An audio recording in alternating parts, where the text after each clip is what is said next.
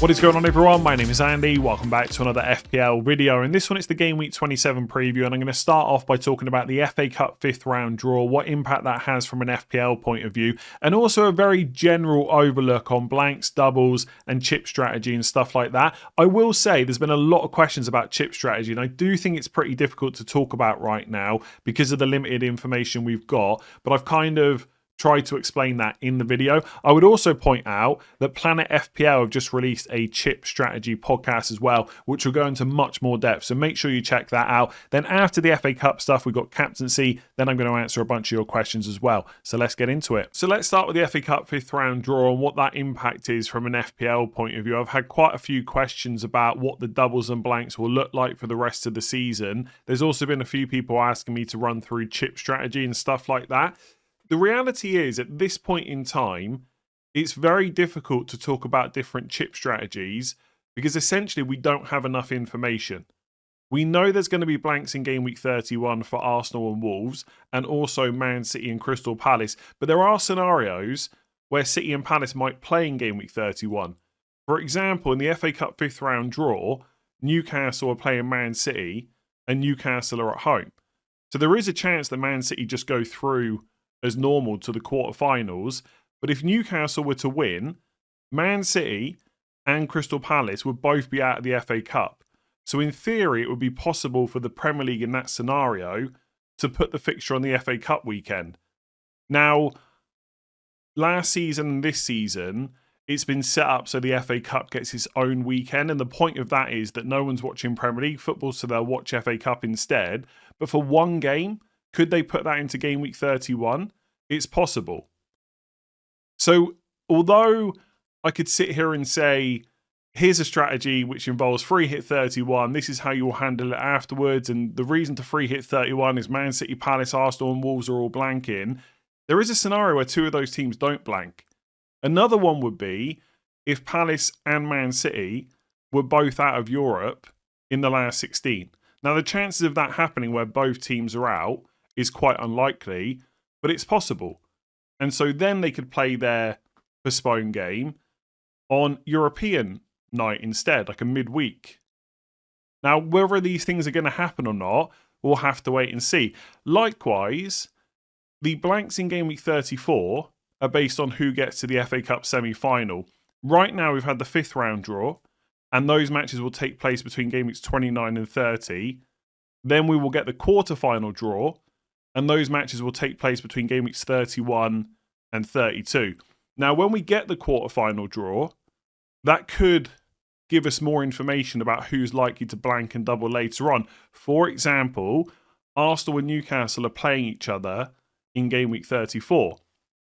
So if both of those teams get through to the quarterfinals, if both those teams get through the 5th round and then draw each other in the quarterfinal, you know that one of Arsenal or Newcastle will get to the semi-final. And therefore, that match has to be postponed in Game Week 34, regardless of who gets through. And then that will probably be a double in 33. But right now, we don't know that for sure. What I will say is, a lot of Premier League teams avoided playing each other in the 5th round. So Leeds drew Norwich, Wrexham are playing Chelsea, Fulham have got Southampton, Arsenal have got Mansfield, and then the only three all Premier League ties are Liverpool, Wolves, West Ham, Brentford, and then Newcastle, Man City. So what this draw has basically, it doesn't guarantee it, but it makes the chances of lots of blanks in 34 and lots of doubles in 33 a bigger possibility. So all I can say is try and relax. If you don't know what your chip strategy is right now, just leave your options open. The reality is, for most people, if you've not used your wild card, you should just save it for after Game Week 31. It doesn't have to be used in 32. It might be that free hit 33 is a good strategy, then you wild card in 34, but we're not going to know until we get more information. And I know this stage of the season gets really boring because that's what we keep saying, like, just wait another week, just wait another 2 weeks and we'll get more info. But that is the case. Every round of Europe, every round of the FA Cup gives us more information, basically. So FA Cup 5th round draw is positive for those of you that want kind of maximum chaos It has given us the opportunity to hopefully get that, but there could be some upsets. What if Wrexham beat Chelsea, for example? Stuff like that can happen. One thing to point out, as I did the other day, no team. So in game week 34, that's the game week where FA Cup semi-finalists will cause blanks. Every fixture in game week 34 has a team still left in the FA Cup. Usually at this point in the season, we know that a couple of matches are confirmed on, and we will get a couple of confirmations after the 5th round, but we don't have it right now. So in terms of me talking through chip strategy, it's difficult. I saw someone say, what do you think of this specific strategy? My answer is it could work, but until we get more info, I can't tell you. My thoughts right now are wildcard 32, bench boost 33, free hit 34. That might change based on what happens in the FA Cup. So the 5th round draw is good if you've kept your chips.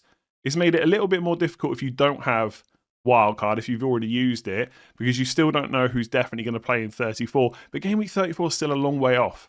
But now you can just concentrate on the next few weeks, get through 31, and then decide what to do from there. And by the way, just really quickly on the Man City Palace potentially not being a blank in 31, I would make all your plans on the assumption it will be a blank.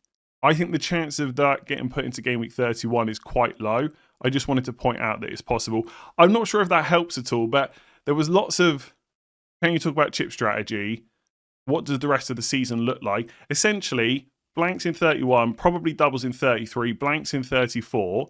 Those things are pretty much guaranteed. We just don't know which teams yet, apart from the ones from 31. And there might be some smaller doubles in 36, but that will depend on who gets through to certain stages of, cup competitions like the FA Cup, Europe, etc. So we're just going to have to wait and see for a bit longer. So let's take a look at captaincy for game week 27. And I think this week is fairly simple. If you've got Cole Palmer, I would be captaining him against Burnley at home. If you don't have Palmer and Haaland is fit, then he looks great against Newcastle at home, which is right in the middle of Newcastle's playoff games in the Champions League as well. And if Haaland's not fit, then you look at someone else in your team. For me, it would probably be Bruno Fernandes. Is it an outstanding captain week for him against Everton away? Not really. That's why I'd rather captain Erling Haaland. But nailed on, penalty taker, been great all season, looks brilliant in the number 10. Everton's defence hasn't been amazing either when you look at expected goals conceded. It's not a bad option if Haaland's not fit. And once you don't have Palmer, and if Haaland's not fit, it doesn't have to be Bruno. I just think he's a pretty solid option. I mean, if you wanted to look elsewhere, you've got like Liverpool against Nottingham Forest away. You could take a punt on a Salah or a Wirtz. You could go for a different Man City player. Maybe take a 1-week punt on Marmoush, go for Semenyo, a different Chelsea player than Palmer. So Enzo Fernandez, João Pedro. There's lots of options. I just think that if Haaland's not fit, you don't own Palmer. And if you don't want to go for Fernandez, take your pick. Preferably a nailed-on penalty taker, but at the very least, a nailed-on player with a great fixture. On Cole Palmer, by the way, I just think if you've got him, there's very little reason not to go for him. Now, I know a lot of his points over the last couple of game weeks have been inflated by penalties, right? He's had 3. That's not likely to continue. But I think he's actually played pretty well. And although he's not 100% match fit, as he said himself, he started 11 of the last 12 games, had a break in the FA Cup. He's definitely going to start this Burnley game, and there's every chance he'll play 90 minutes. And I think he looked pretty good in the last game as well. The link-up with João Pedro was really good. And he's a huge differential. Yes, he's been brought in by quite a few people this week, but he's not going to suddenly skyrocket to being like well over 100% effective ownership or anything like that. And I just think Haaland is good if he's fit against Newcastle at home, but it's not a bad week to take him on. So if I've got Palmer, I'm definitely captaining him. I think that would have been part of the appeal to bring him in. Haaland if he's fit. If not, for me, it'll probably be Bruno, even though it's not that exciting. But you could go for a different punt if you wanted to. So let's get into some of your questions. Is it viable to move to a 3-4-3 formation with Haaland, Ekitike and Thiago and a cheap 5th midfielder like Anderson? Or is the value still in 5 midfielders and someone like Guiu and Krupi up front? Now, 3-4-3 in isolation, definitely valid. If someone's got that Haaland, Ekitike and Thiago front line going into game week 27, I think that looks pretty good as long as Haaland is fit. And obviously if he's not fit, that's a whole different conversation for later on this week. So 3-4-3, pretty nice. The thing that I would question is whether it's worth 2 free transfers to move to 3-4-3. Now, is it viable? Absolutely. But at this specific stage of the season, is using extra transfers to move from a good midfielder to a good forward worth it when a lot of people don't want to use a chip in game week 31? I'm not so sure about that. So, for example, if you're on Haaland and Thiago and you can use one transfer to move to Wirtz or two to move to Ekitike, I'm not sure that extra transfer is worth it. If we had no issues in terms of Ekitike's minutes, so you could guarantee he was going to start every game and play close to 90 and he was on penalties, etc., then maybe you would say he's much better than Wirtz. But I don't think in isolation that he is much better than Florian Wirtz.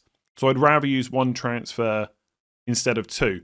Now, with the Brentford players, it's maybe a little bit different because Thiago I do think is better than both Schade and Utara. Absolutely nailed on and on penalties. So maybe in that case, if you're on Ekitike and Haaland, there's a bit more reason to use two transfers. But then it's going to be a conversation of, do you have the spare transfers to do that and still get a good team out in game week 31? Like, it's going to be something you need to take on a case-by-case basis individually. So I think for most people, if you're on 3-5-2, I would probably just stick with it. Yes, there's some good forwards right now, but it's not absolutely essential that you're on 3-4-3. And also, and this is part of the reason that I've not had a third forward for most of this season, Haaland, Ekitike, Thiago looks great. But if one of those gets injured, like, who do you move to next? Like, that's always been my problem with forwards, right? There's not a huge amount of options. So João Pedro, great this week, they're not very good. Bowen's okay this week, they're not very good. And if I just bring up the forward list right here, just to go through some others, like Calvert-Lewin, maybe from game week 29. Ollie Watkins, I don't mind in theory, but his minutes are going to take a dip with Tammy Abraham, so I'm not sure I'd necessarily want to move there. Raul Jimenez, Muniz is back. Voltemada, you've got Visser. Danny Welbeck, Sheshko, like, these are just not players you want to bring in. Whereas with the midfielders, let's say Enzo Fernandez in game week 28, I could go Schade, I could go Atara, I could go Wirtz, I could go Szoboszlai, I could go for Rayan maybe if I believe in his minutes, Tavernier if he's back. I just feel like with midfielders, there's always more options. Like Semenyo maybe if I want to take a shorter term move, same with Sarr. I can list off a whole load of midfielders. I can't do that with forwards. And it's not to say that anyone that's on 3-4-3 is playing the game wrong, or anyone that wants to move to it is playing the game wrong. That's not the case. I just don't think it's worth multiple transfers. Now, if you're sat there with 3, 4, or 5 and you want to do it, fair enough. But if you sat there with 1 or 2 and you're already struggling to get a good team out in 31, I'm not sure I'll be going out of my way to switch formations, basically. So speaking of game week 31, for people dead ending game week 31 and using wildcard in 32, what's the priority for game week 31? Should we just use all transfers and get the best 11 we can? Or should we just use enough transfers to get 11 players out, even if they aren't great? And then obviously that would involve saving some transfers for post wildcard 32. This would be a lot easier to answer if we knew exactly who was doubling in 33 and exactly who was blanking in 34, because it might give us a better idea of how many transfers you might need for later on in the season. But obviously we don't have that information right now. So my personal plan is probably just to prioritize getting 11 players out, even if they aren't the greatest. I think in most cases, and this plan might change by the time we get to 31, but in most cases, I think I'm going to favour having that spare transfer for later on in the season. So as an example, in game week 31, I've got Raya and Dubravka. Raya will blank and Dubravka has Fulham away. And obviously he plays for Burnley, so clean sheets are not really to be expected. And I probably will have money in the bank depending on what moves I make over the next few weeks. So I could do something like Dubravka to Leno and get Leno for Burnley at home. But is it worth using a transfer to switch my goalkeeper? Like Dubravka could get a bunch of saves and still come away with an okay score. I think right now my preference is just to save that transfer. Likewise, I suspect, it's not a guarantee, but I suspect I will still own Elliot Anderson in 31 where he's got Spurs away. And so I'll be looking to play him that week. But I may have money in the bank. And there's other players with better fixtures, like Harry Wilson's got Burnley at home, Morgan Rogers got West Ham at home. I might decide to upgrade, but right now I think my preference is to save that transfer for post wildcard 32. And then hope that taking some punts or managing the blanks and doubles will be easier with those extra transfers. Because bear in mind, you might wildcard 32, then get to the double in 33 and someone's got injured. And obviously maximising the doubles is generally more important than maximising the blank in 31. So I think my preference is to save transfers, but it's all going to depend on your team. Like how many, like if you get to 31, you've got 5 transfers and you've already got 11 players, then sure, use 1 or 2 to get better options for that week specifically. I'm probably going to get there with about 3 transfers, I think. So right now I've got 1. Let's say in game week 28, I sell Rice to Sharda and Enzo to Wirtz, right? And if I just remove the players that are likely blank, or like Guiu doesn't count because he just never plays anyway, Munoz wouldn't play, Gabriel wouldn't play, and Raya wouldn't play. I'd actually have 11 players, I think, if I've worked this out correct. Yeah, 11 players for game week 31 after using my 2 free transfers in 28. So I'd have another transfer in 29, another one in 30, another one in 31. So I, in theory, could get to game week 31 with 3 transfers and 11 players. I think I'll look to, hopefully, save at least 2 of those moves for after wildcard. Now, what am I going to need them for? Right now, I'm not sure. But having transfers in never a bad thing. Like one example would be Man United. Okay, so Bruno Fernandes. In game week 34, Man United played Brentford. Now, if I remember correctly, Brentford are playing West Ham in the FA Cup 5th round. If West Ham win that and Brentford go out, that means that Man United and Brentford will be a confirmed fixture in 34. And because Man United and Brentford won't be blanking, that means they also won't double. So potentially, I might want Bruno on my wildcard in 32 because he's got Leeds at home and potentially even a captain that week. I've not actually looked at it, but I guess with Leeds at home, it's definitely an option. Yeah, Haaland's away to Chelsea. I mean, maybe I'll have Salah at that point. I don't know what the wildcard team will look like. So maybe him versus Fulham, maybe Saka against Bournemouth. But Fernandes against Leeds looks pretty good. So maybe I go for Fernandes on my game week 32 wildcard.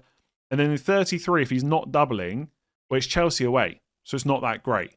And if I'm free hitting in 34, I can get him back for that Brentford game easily enough. So maybe wildcard Fernandes, sell him in 33, so that's 1 transfer. Free hit him in 34, ignore him for the Liverpool game in 35, and then maybe another transfer to bring him back in 36 for Sunderland away, Forest at home, Brighton away, especially if Man United are still competing for Champions League places and stuff like that. So that's potentially how transfers could be used. And obviously, the closer you get to 38, the more you start thinking, this is my rank, this is where I want to be, how many punts do I need to take? Maybe the title gets wrapped up and you know that Arsenal are still in the Champions League, Saka's going to get rested a lot, you want to take a punt on Madueke. Just stuff like this can happen, which is probably more interesting than getting a slightly better player in game week 31. Now, this is not evergreen advice, right? For some of you, it'll make sense to upgrade a player. As an example, this is always bad to do off the top of your head. I should have thought about this before I started recording. Let's say you've got, I don't even know if there is a good example, to be honest. Like, let's say you're having to play a West Ham defender away to Villa. Would I use a transfer to upgrade to a better defender? Like if you could get Joachim Andersen against Burnley at home? Maybe, but I got to be honest, even in that case, I'd maybe favour saving the transfer for later on. Like one thing I've thought about doing is maybe upgrading Senesi, who's playing Man United that week, to someone else. But I just have a feeling when I get there, I'd rather just save the transfer. So the absolute priority right now is just to get 11 players out. And I think how many better players you get from using extra transfers will really be a decision to be made closer to game week 31. Bearing in mind, things don't go perfectly. I've just said I'm going to use 2 transfers in 28. I'll have 3 in 31. But I might get injuries on the way. So things can open up. But right now, the priority is definitely 11 players. I think for most people, the transfers later on will probably be more interesting. So is it still worth going for Cole Palmer? Now, I did talk about this in the early thoughts video a little bit, so I'll keep this really brief. If you've got a lot of transfers at the moment, like 4 or 5, maybe even 3, and the rest of your team's looking good, you're not going to have an issue managing game week 31, and you want to go for Palmer for captaincy against Burnley, big differential, to then chain it onto another player, I don't mind that. If you've only got 1 or 2 transfers, and it's going to take both of them to get Palmer, or you'd have to take a hit, I just wouldn't bother. Yes, if Haaland is out, Palmer becomes an even better captain this week. But if Haaland's fit, he's competitive enough against Newcastle at home. And once you get past that Burnley fixture, it's Arsenal away, Villa away, Newcastle at home, Everton away. If Palmer plays all those games and plays close to 90 minutes in all of them, he's not a terrible option. But the fact that the good fixtures are out of the way means he's much less important. So I think at this point, because you've missed the Wolves game, Leeds game, etc., Palmer's a bit of a luxury to bring in, especially when he plays Arsenal away straight after the Burnley game. So if you've got lots of transfers, team is in a healthy position, maybe you can get him in, especially if it's only going to take one transfer, chain it onto something else. For everyone else, I think we just got to hope that he doesn't get another double-digit haul. So what should we do with Evanilson? Now, he did get subbed early in game week 26 against Everton away around the 57th minute, which isn't ideal and probably quite frustrating if you're an owner.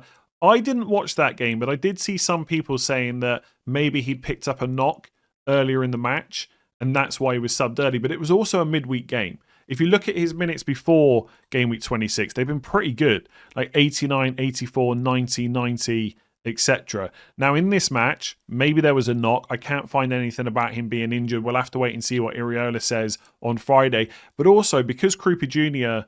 was benched, that was an easier sub to make. Whereas the previous few matches, they've both started together, and so Evanilson's minutes have looked a lot better than they did in 26. So my feeling would be that as long as he's fully fit and available, his minutes will go back up over the next few weeks, and Krupa Jr. will start a lot of these games as well. So I don't think you need to panic, and obviously the fixtures are good for Bournemouth as well. West Ham away, Sunderland at home, Brentford at home, Burnley away, next 4. I will say, however, Evanilson can be frustrating to own because he gets chances, not necessarily great at putting them away, and obviously a free 60-minute sub is also not ideal. So what I would say is, if you've got the luxury of moving him to Thiago or Ekitike, I really don't mind that.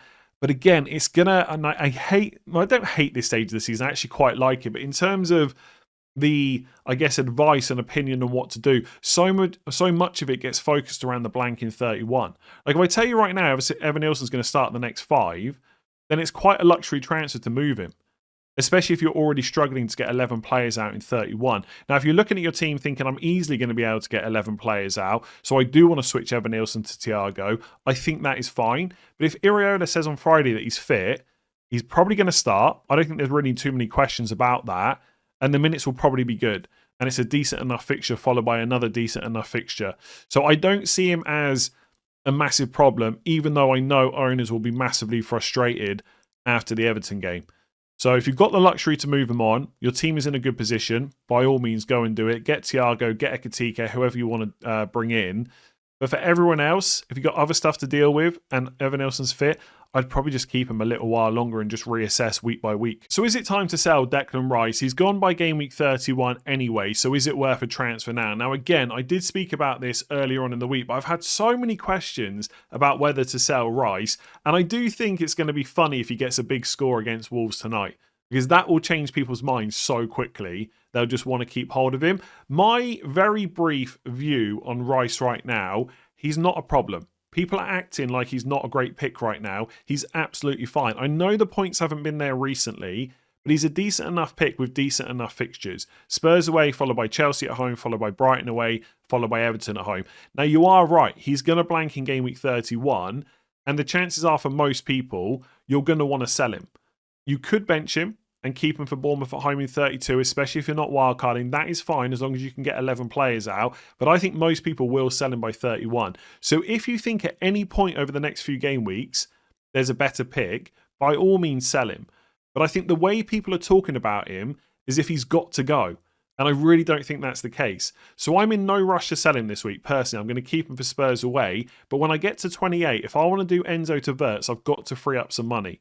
Now, it might be that I don't sell Rice, but it's definitely an option because I know by 31 I'm going to need to sell him anyway, and I can downgrade him to another player that's really good for game weeks 28 to 31, so I might get rid of him. But if I get to 28 and I've got to deal with Enzo and I've got another issue in my team, I'll just keep Rice because I think it's fine. He can get DEFCONs, he's on lots of set pieces, he can get attack and returns as well. It just hasn't happened recently. And if you go through Chelsea, because you've got other stuff to deal with, keep him for Brighton, keep him for Everton. So I know, right, people always want a definite answer. You've got to sell Rice now. Like, it's absolutely essential you get rid of him. He's terrible. It's just not the case. He's a perfectly reasonable pick. And if you've got no need to sell him this week, then don't do it. If you want to go out and buy Utara or Rayan or Sharda because the fixtures coming up are good, you think they're more attacking, etc., that's fine. Like you say in the question, he's probably got to go for most people by 31, but he's not a massive problem.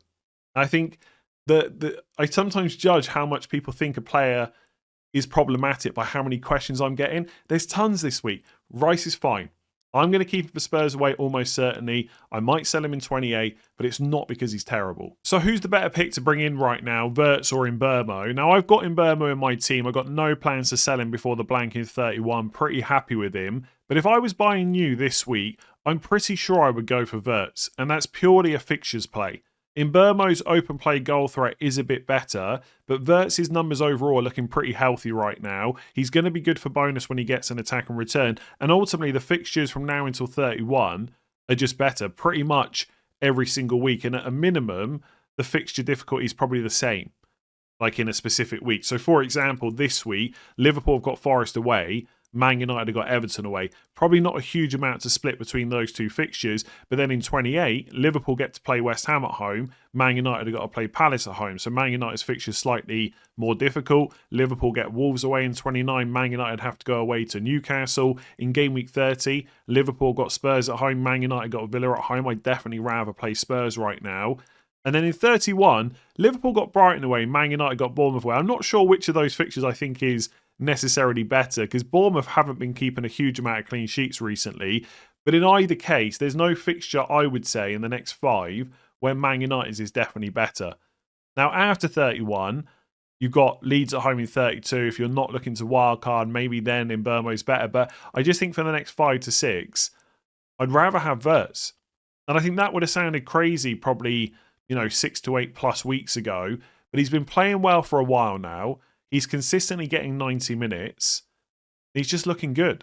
Not that Mbeumo's a bad pick. If you wanted to bring him in, I completely get it. But I just look at the next 3 game weeks. You're bringing in Mbeumo before he plays Everton away, Palace at home, Newcastle away. Just doesn't sound quite so good. Absolutely no reason to sell him.